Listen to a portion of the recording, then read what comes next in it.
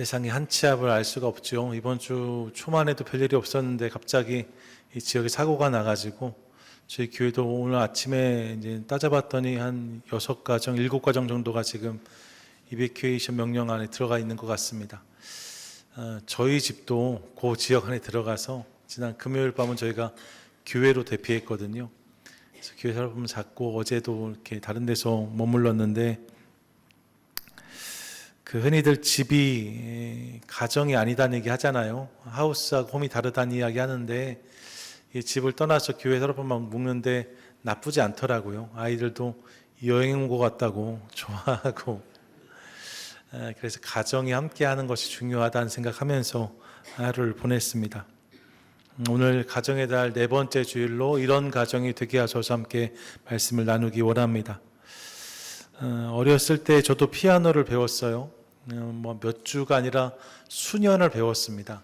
오랫동안 배웠고 참 치기 싫었는데 꼭 하라고 하셔서 학원을 다녔던 기억이 있는데 지금 제가 칠 수 있는 곡은 2곡뿐입니다. 그 2곡 중에 하나가 스와니강이라는 곡이 있어요. 혹시 아세요? 스와니강. 또 다른 한 곡이 있는데 그게 즐거운 나의 집이라는 곡입니다. 지금 앉아도 칠 수 있어요. 즐거운 나의 집, 이 노래의 가사도 기억하는데 가사 이런 것이었어요. 즐거운 곳에선 날 오라 하여도 내 쉴 곳은 작은 집, 내 집뿐이라. 이렇게 되는 노래였던 것을 기억합니다. 여기서 집이 하우스가 아니라 홈이지요. 내 쉴 곳은 나의 가정뿐이라는 고백입니다. 이런 가정이란 단어가 주는 그런 감동과 감격이 있지요. 가정이란 단어의 이미지는 그런 것입니다. 따뜻하고 포근하고 쉼을 얻을 수 있는 곳. 우리가 그런 가정을 꿈꾸고 또 그런 가정들이 되기를 원하지요. 정말 우리 교회 모든 가정들 안에 이런 모습이 있게 되기를 간절히 소망합니다. 아멘. 그런데 우리가 경험한 현실 가정이 정말로 그러한가라고 물으시면 사실 그렇지 못한 모습들이 있다는 것을 인정하지 않을 수 없습니다. 항상 그런 것은 아니지만 때때로 가정 안에 찬바람이 쌩쌩 불기도 하고 티격태격하기도 하고 그래서 서로 힘들고 어려운 시간을 날 때도 있는 것이 우리 가정의 모습인 것을 깨닫습니다. 얼마 전에 한국에 있는 심리치료기관에서 설문을 진행했는데 내가 가장 사랑하는 사람들 1위가 가족이었고요. 동시에 나에게 가장 상처 주는 말을 많이 한 사람 1위도 가족이었다는 발표가 있었습니다. 가장 가깝지만 동시에 나를 가장 아프게 하는 사람이 가족일 수 있다는 거예요. 이런 아이러니가 우리 가정 가운데 존재하는 거죠. 여러분, 이것이 이상한 가정의 이야기입니까? 그렇지 않습니다. 보통의 가정에 보여주는 모습이 이것이 아닐까 싶습니다. 너무 사랑하지만 동시에 너무 상처받기도 하고 늘 그리워하지만 정작 만나면 티격태격하는 모습들이 모든 가정에 있는 거죠. 보통의 가정이 이와 같습니다. 성경을 보세요. 성경이 들려주는 실제 가정의 모습에도 이러한 인간적인 모습들이 고스란히 담겨 있는 것을 확인합니다. 가정에 불화가 있었어요. 성경에 나오는 가정이라서 다 행복하고 아름답기만 한 것은 아니었다는 거죠. 여러분, 욕심으로 인해 갈등했던 야곱과 에서의 이야기를 기억해 보세요. 가정 안에서 일어난 일입니다. 밉다는 이유로 자신의 동생 요셉을 팔아버린 형들의 이야기를 기억해 보십시오. 한 가정에 있었던 일입니다. 모세와 그를 시기 질투했던 미리암, 아론의 이야기, 마르다와 마리아의 이야기는 모두 다 형제간에 있었던 일인 것을 깨닫습니다. 가정 안에 이런 일들이 있었다는 거예요. 장인이었던 사울이 사위였던 다윗을 해하려 하고 아버지 다윗을 대항하여 반역을 꾀했던 아들 압살롬의 이야기도 기억합니다. 가정 안에 이런 비정한 배신의 이야기도 얼마든지 있었을 수 있다는 거죠. 심지어 예수님도 당신의 가족들에게 격려와 지지를 받기보다 의심과 불신을 경험했던 적이 있으셨어요. 예수님 사역하실 때에 그래도 예수님을 믿고 지지하는 가족들이 있기만 했던 것이 아니라 뭐 하는 거지? 이상한 게 아닌가? 예수를 데리러 왔던 형제들이 있었다라고 말하잖아요. 그런 일들이 있었단 말입니다. 여러분, 성경에서 만나는 실제 가정의 이야기는 아름답기만 하지 않다는 사실을 깨닫습니다. 이 가정 안의 갈등, 미움, 시기, 질투, 배신, 의심 등의 모습이 얼마든지 있을 수 있다는 거예요. 현실 가족의 모습은 아름답기만 하지 않다는 사실을 깨닫습니다. 그 안에 수많은 고민과 씨름들이 있는 거죠. 이게 우리 가정의 모습이에요. 이게 연약한 우리의 현실이다라고 말하지 않을 수 없습니다. 그러면 어떻게 해야 될까요? 본래가 그런 것이니 어쩔 수 없다, 그냥 살자 하는 것이 맞습니까? 깨어지고 상한 것이 당연한 것이다라고 여기며 그냥 그렇게 넘어가는 것이 맞을까요? 저는 그렇지 않다라고 생각합니다. 왜냐하면 가정을 지으신 분이 우리 하나님이시기 때문입니다. 믿으십니까? 아멘. 여러분, 우리 가정을 지으신 분이 하나님이세요. 우리가 지어가는 가정이 아니라 하나님께서 우리 가정들을 지어주셨다는 거죠. 그래서 그분은 우리 가정들을 향한 꿈을 가지고 계시고 지금도 그 꿈이 우리 가정 가운데 이루어지기를 누구보다 바라고 계세요. 그렇기에 여러분, 세상은 모르겠지만 하나님을 믿고 따르는 우리라면 하나님의 우리를 향한, 우리 가정을 향한 꿈과 기대를 기억하시면서 아름다운 가정을 향한 기대와 꿈을 포기하지 않는 우리가 될 수 있기를 간절히 원합니다. 그렇다면 구체적으로 어떤 모습들이 우리 가정의 회복을 위한 디딤돌이 될 수 있을까? 여러분, 현실 가정이 그렇지 않으니까요. 그런데 아름다운 가정이 주님의 꿈이라고 하니까 그런 가정을 향해 나아가야 되는데 어떤 모습들이 이 과정의 디딤돌이 될 수 있냐는 거예요. 특별히 오늘 본문 속에 저는 우리가 붙잡아야 될 가정의 몇 가지 모습들을 발견합니다. 그것을 함께 나누기 원해요. 오늘 읽었던 본문은 우리가 다 잘 아는 내용입니다. 어느 가정에 한 아들이 있었는데 이 아들이 방황을 시작했다는 거예요. 그래서 살아있는 아버지에게 유산을 요구하고 이를 다 처분해서 먼 곳으로 떠나서 이방 지역으로 넘어가서 허랑방탕한 삶을 살았다라고 말합니다. 그런 아들이 있었대요. 여러분, 이게 이상하세요? 그렇지 않잖아요. 이런 일들을 가정에 얼마든지 있을 수 있잖아요. 이렇게 방황하는 자녀들이 있을 수 있단 말입니다. 여기까지는 보통의 가정이 경험하는 고민과 맥을 같이 한다 말씀드릴 수 있어요. 그런 가정이 있었답니다. 그런데 이 이야기가 여기서 끝나지 않는 거죠. 분명히 이런 고민과 흔들림과 방황과 아픔과 상처가 있었는데 본문의 후반부는 이 아들이 돌아오고 아버지와의 관계가 회복되어지고 다시 따뜻한 가정의 모습을 찾아가는 모습으로 마무리되는 것을 확인합니다. 그런 회복이 이 가정에 임했다는 거예요. 무엇이 이 회복을 가능하게 했을까? 본문 속에서 우리가 붙잡아야 될 세 가지 모습을 확인합니다. 첫째가 뭐냐? 첫째가 기다림이에요. 같이 한번 고백하겠습니다. 시작. 기다림이 가정을 아름답게 합니다. 여러분, 본문을 보시면 방황의 끝자락에서 아들이 돌이키는 장면을 이렇게 묘사하는데 20절 함께 읽겠습니다. 시작. 이 일어나서 아버지께로 돌아가니라. 아직도 거리가 먼데 아버지가 그를 보고 측은히 여겨 달려가 목을 안고 입을 맞추니. 아멘. 아들이 방황을 끝내고 돌아가기로 했다는 거예요. 더 이상 견딜 수 없어 돌아가기로 했답니다. 그런데 이어지는 본문을 보세요. 아직도 거리가 먼데 아버지가 그를 보고 달려가 목을 안고 라고 말합니다. 아직도 거리가 먼데 아버지가 먼저 아들을 보고 달려가서 그를 안았다라고 말합니다. 우리는 이 장면을 통해 아들을 간절히 기다려온 아버지의 모습을 확인합니다. 아버지의 기다림이 있었다는 거예요. 아들이 집을 떠난 그날부터 하염없이 아들을 기다렸던, 계속해서 길목만 바라봤던 아버지의 모습을 깨달을 수 있는 거죠. 그 결과가 돌아오는 아들이 아버지를 발견한 것이 아니라 이 아버지가 언제 올 줄 알 수 없었던 그 아들을 먼저 발견하고 달려가 안아주었던 이야기로 기록되고 있는 것입니다. 이 여러분, 아버지의 아들을 향한 기다림이 있었대요. 포기하지 않는 기다림이 행복한 가정을 만드는 한 단추란 사실을 깨닫습니다. 여러분, 기다림은 사랑의 또 다른 이름입니다. 기다림을 통해서 우리 회복을 경험할 수 있어요. 사랑장이라 불리는 고린도 13장을 기억해 보십시오. 사랑에 대해서 말하는데 그 시작이 이와 같습니다. 사랑은 오래 참고 라고 말해요. 사랑은 오래 참고. 사랑에 여러 가지 속성이 있을 수 있는데 그 첫 번째가 오래 참는 것이다라고 말합니다. 여러분, 오래 참는다는 것은 오래 기다린다는 말과 일맥합니다. 사랑이 그런 것이라는 거예요. 오랫동안 기다리는 것.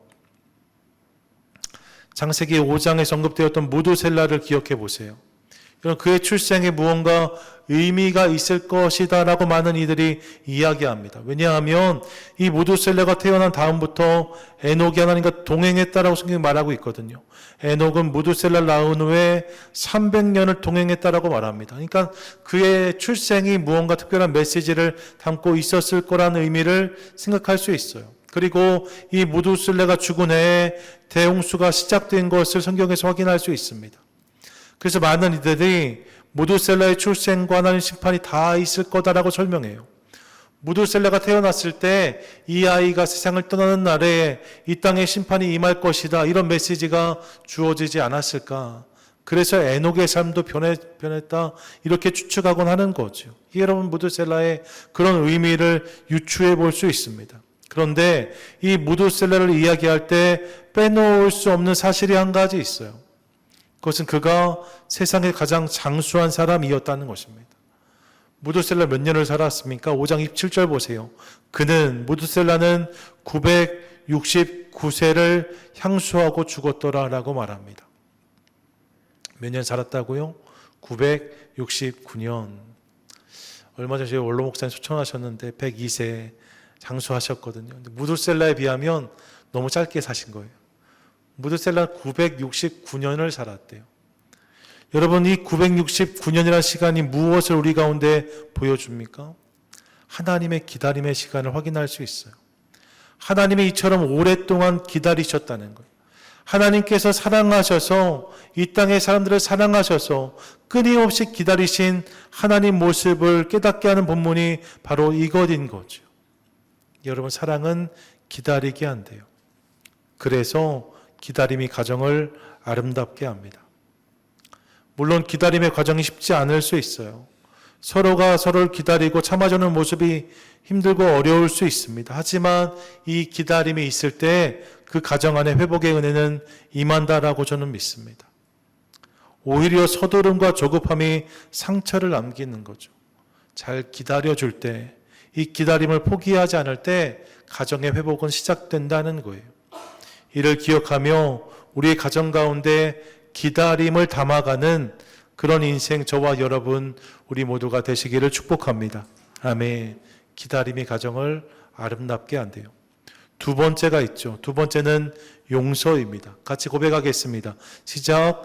용서가 가정을 아름답게 합니다. 아멘.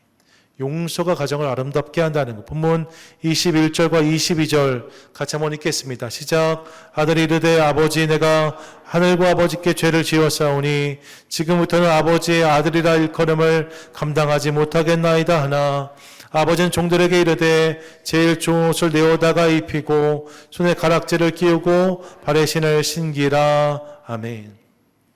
보세요. 아들이 돌아와 고백합니다. 아버지, 내가 죄를 지었습니다. 아버지께도 하나님께도 죄를 지었습니다. 이제 아들이라 불릴 자격이 저에게 없는 것 같습니다라고 말해요. 사실 이는 당연한 일이죠. 그러니까 한 일을 기억해 보세요. 이렇게 말할 수밖에 없어요. 그런데 여러분, 이 아들의 고백은 당연한 것인데 이후에 이어지는 아버지의 반응은 당연하지 않습니다. 아들이 이렇게 말하면 아버지가 너 도대체 무슨 생각을 한 거냐? 어떻게 이럴 수가 있느냐? 너 정말로 아버지에 큰 상처를 줬다라고 말할 수 있어요. 그게 당연한 반응일 수 있습니다. 근데 본문을 보면 아버지는 그렇게 말하지 않아요.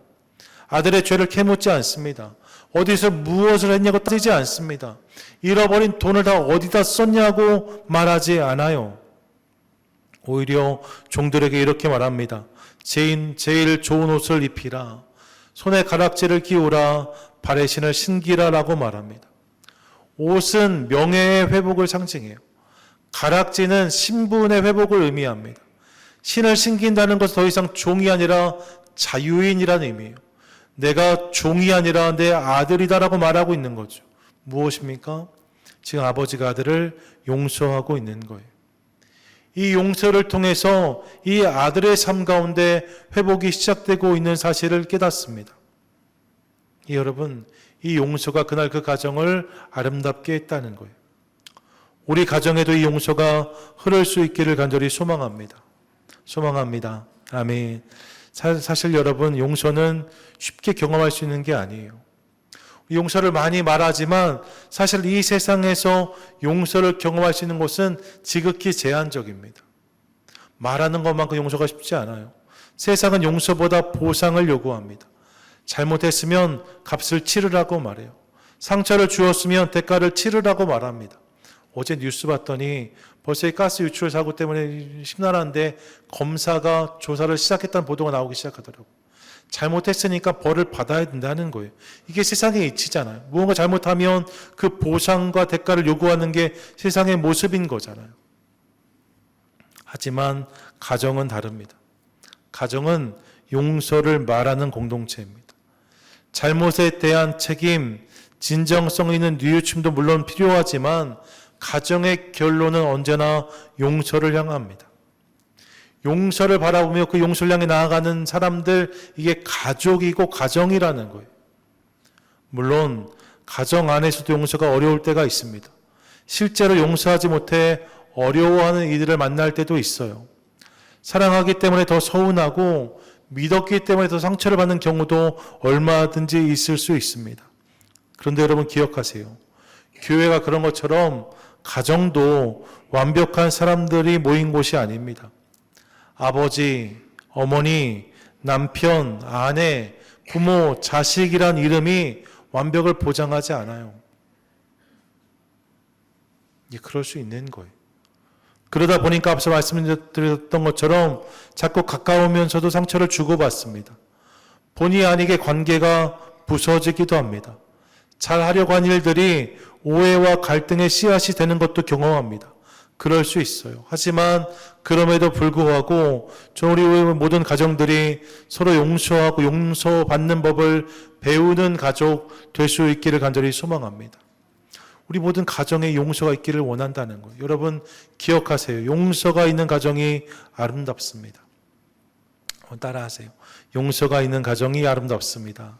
용서가 있는 가정이 아름답습니다. 그런 거예요. 혹시 그래도 용서가 어려우십니까? 그러면 에베소서 4장 32절을 기억하겠습니다. 같이 한번 읽습니다. 시작. 서로 친절하게 하며 불쌍히 여기며 서로 용서하기를 하나님이 그리스도 안에 너희를 용서하심과 같이 하라. 아멘. 성경은 용서를 말씀해요. 근데 용서를 말씀하면서 그 이유를 상대방에게서 찾으라 하지 않으시고 우리를 향한 하나님에게서 찾으라고 말씀하고 있습니다. 하나님의 용서가 우리의 용서의 이유가 될 수 있다는 거예요. 그렇게 우리가 용서받은 자가 되었기 때문에 이제 나를 통해서 용서가 흘러가는 은혜가 있어야 된다라고 말씀하고 있는 거죠. 여러분, 성도의 용서는 내리 용서입니다. 부모의 사랑이 내리 사랑인 것처럼 성도의 용서는 내리 용서입니다. 내가 용서받았기 때문에 나도 누군가를 용서해야 된다는 거예요. 때로는 가족임에도 불구하고 용서가 쉽지 않을 수 있습니다. 하지만 분명한 것은 이것입니다. 용서가 있는 가정이 따뜻한 가정이에요. 용서가 있을 때 가정 가운데 회복은 시작되어지는 거죠. 여러분 기억하세요. 회복의 문을 여는 열쇠가 바로 용서입니다. 이를 기억하며 우리 가정에 용서란 가치를 담고 붙드는 저와 여러분 우리 모두가 되시기를 축복합니다. 아멘. 세 번째로 본문을 통해 만나는 모습이 있어요. 그것이 바로 용납입니다. 같이 한번 고백하겠습니다. 시작. 용납이 가정을 아름답게 합니다. 본문 23절과 24절 같이 한번 읽겠습니다. 시작. 그리고 살찐 송아지를 끌어다가 잡으라. 우리가 먹고 즐기자. 이 내 아들은 죽었다가 다시 살아났으며 내가 잃었다가 다시 얻었노라니 그들이 즐거워하더라. 아멘. 본문을 보시면 이 아버지가 아들을 용서합니다. 그런데 용서만 한 것이 아니에요. 그를 용납했다고 본문은 말하고 있습니다. 여러분, 용서와 용납 비슷해 보이지만 사실 좀 다릅니다. 용서는 과거의 잘못을 다루는 것이고 용납은 현재의 그를 품어주는 거예요. 용서는 내 잘못을 더 이상 묻지 않겠다라고 말하는 것이지만 용납은 그럼에도 불구하고 내가 너를 받아들이겠다 말하는 것이 용납입니다. 그래서 영어로 acceptant라고 되어져 있잖아요. 억셉하다는, 받아들여주는 것, 이게 용납이라는 거예요. 여러분, 돌아온 아들을 상상해 보세요. 그는 멀쩡한 모습으로 돌아오지 않았을 것입니다. 돈도 잃고 명예도 잃었어요. 이방 문화에 소위 쩔어 살았던 사람입니다. 돼지우리에 가서 돼지를 치는 일까지를 감당했잖아요. 이런 유대인들 입장에서는 듣도 보도 못한 모습이었을지 모릅니다. 유상한 냄새가 났었을지도 몰라요. 모르는 사람 그를 보면서 눈살을 찌푸렸을지도 모릅니다. 그게 지금 이 아들의 모습이에요. 그런데 그런 상황에서 말입니다. 일반적인 아버지라면 얼마든지 이렇게 말할 수 있어요. 당분간 조용히 있어라. 사람들 눈에 띄지 말아라. 내가 한 일이 있으니 자중하고 집안 망신시키지 말아라. 말할 수 있는 거잖아요. 그런데 오늘 본문의 아버지는 그렇게 하지 않았다는 거예요. 오히려 잔치를 엽니다. 사람들을 부릅니다. 그리고 사람들 앞에서 이렇게 말합니다. 이 내 아들은 죽었다가 다시 살아났고 내가 잃었다가 다시 얻었노라라고 말합니다. 이 아들을 창피하며 숨기지 않고 있는 모습 그대로를 사랑으로 품어주고 있는 아버지의 모습을 확인하게 되는 거죠. 여러분, 이것이 용납이에요. 이 아버지가 돌아온 아들을 실패자라고 부르지 않았답니다. 집안 망신이라고 부르지 않았답니다. 자격 없는 놈이라고 욕하지 않았대요. 대신 아버지는 이 아들을 이렇게 부릅니다. 내 아들, 내 아들이라 불러요. 사람들 앞에서 이렇게 아들을 세우는 아버지의 모습을 확인합니다. 그날 그 아들이 경험한 것은 용납됨이었다는 거예요. 이날 이 아들의 뺨에 눈물이 흐르지 않았을까 상상해 봅니다. 이것이 은혜이고 이것이 복음이죠. 우리 하나님도 그렇게 우리를 받아주셨습니다. 우리가 연약하지만 하나님 그런 우리를 버리지 않으셨어요. 우리가 부족하지만 하나님은 그런 우리를 자녀라고 불러주셨습니다. 그래서 로마서 15장 7절이 이렇게 말씀해요. 같이 읽겠습니다. 시작. 그러므로 그리스도께서 우리를 받아 하나님께 영광을 돌리심과 같이 너희도 서로 받으라. 아멘. 이 받으라가 용납을 의미해요. 그리스도께서 너희를 용납하신 것처럼 너희도 서로 용납하라. 이것이 성도의 삶에 있어야 되는 모습이고 가정에 흘러야 되는 은혜라고 말씀하고 있는 거죠. 여러분, 내 기대와 다르지만 받아주는 것, 아직 부족하지만 지지해주는 것, 연약함이 있지만 품어주는 것, 이것이 용납입니다. 우리 가정에 이 은혜가 흐를 수 있기를 간절히 소망합니다. 우리 가정은 실패가 없는 곳이 아닙니다. 오히려 가정은 실패해도 다시 돌아올 수 있는 곳, 부족한 사람이 다시 일어설 수 있는 곳, 내 편이 없어도 지지받을 수 있는 곳, 용납을 경험할 수 있는 곳이 되어야 된다고 저는 믿어요. 가정 안에 이런 용납의 은혜가 흐르기 시작할 때 그 가정 가운데 주님께서 부으시는 회복의 은혜가 임하게 될 줄로 믿습니다. 이를 기억하며 하나님 우리 가정 가운데 이 용납의 은혜가, 용납의 영성이 흐르게 하여 주시옵소서. 함께 기도하는 저와 여러분 우리 모두가 되시기를 축복합니다. 아멘. 말씀을 정리하시지요. 여러분, 즐거운 곳에서 날 오라 하여도 내 쉴 곳은 작은 집, 내 집뿐이라. 우리는 그런 집을 꿈꿉니다. 언제 나를 기다려주는 집, 용서를 경험하는 집, 다시 용납될 수 있는 집, 이를테면 쉼을 경험할 수 있는 집을 모두가 꿈꿔요. 오늘 본문 속에서 우리가 만나는 아버지의 집이 바로 그런 집이었답니다. 떠나간 아들을 하염없이 기다리는 아버지가 있었고, 죄를 지었지만 용서를 선포하는 아버지가 있었고, 초라하게 돌아왔지만 그를 품어주고 사람들 앞에 소개하는 아버지가 있었다라고 말해요. 그래서 이 집이 다시 잔치집이 되고 있는 것을 확인합니다. 아들이 떠났을 때는 너무 힘들고 어려웠는데 아들이 돌아오고 이 회복이 임하는 것으로 이 집이 잔치집이 되었다라고 말하잖아요. 상처의 집이 회복의 집이 되고 눈물의 집이 기쁨의 집이 되었다라고 말합니다. 여러분, 저는 우리 가정에도 이런 은혜가 있을 수 있기를 간절히 소망합니다. 가정마다 사연들이 있죠. 말하지 못할 여러 가지 이야기들이 있을 수 있습니다. 오래된 상처도 있을 수 있고 쉽게 풀리지 않는 오해도 있을 수 있다는 것을 압니다. 사랑하지만 표현이 서툴렀고 가까워 더 아프게 한 기억도 있을 수 있어요. 하지만 여러분 기억하세요. 하나님 은혜 안에서 이런 기다림, 이런 용서, 이런 용납의 강이 흐르기 시작할 때 우리 가정 결국 회복되게 될 줄로 믿습니다. 행복한 가정하면 우리가 떠올리는 이미지가 있죠. 이런 이미지예요. 서로 미소를 지으며 따뜻하게 바라보는 이 가정의 이미지 말입니다. 하지만 여러분, 실제 행복한 가정의 모습은 이런 것이 아닐까 생각해 보았습니다. 렘브란트의 돌아온 탕자의 모습이에요. 여러분 모두가 다 깨끗하게 살아있고 웃는 건 아니지만 때론 누더기를 입고 실패한 모습 돌아올 수 있지만 그런 그를 따뜻하게 안아주며 격려하는 아버지의 손을 바라보십시오. 이 렘브란트가 그린 돌아온 탕자 그림에 보면 아버지의 손이 이렇게 아들을 감싸고 있는데 한 손은요 여자의 손이고 한 손은 남자의 손이에요. 이 남자의 손은 아버지의 강인한 손을 의미하고 여자의 손은 어머니의 포근한 손을 의미해요. 여러분 가정에서 경험하는 은혜가 이런 것이라는 거죠. 이런 은혜가 있는 가정이면 참 좋겠다 생각해 보았습니다. 여러분 기억하세요. 기다림이 가정을 아름답게 합니다. 용서가 가정을 아름답게 합니다. 용납이 가정을 아름답게 한대요. 바라기는 이 말씀을 기억하며 기다림, 용서, 용납의 씨앗을 심는 우리 될 수 있기를 원하고 이를 통해 하나님 은혜 가운데 회복이란 열매를 거두는 믿음의 가정 우리 모두가 되시기를 축복합니다. 여러분 사랑, 승리, 영광도 물론 귀해요. 하지만 정말로 가정을 아름답게 하는 것은 이런 것이랍니다. 기다림, 용서, 용납. 이것을 기억하며 우리 가정의 결단함으로 주님께서 원하시는 아름다운 가정을 계속 세워가는 저와 여러분 우리 모두가 되시기를 주님의 이름으로 간절히 축원드립니다. 아멘, 아멘.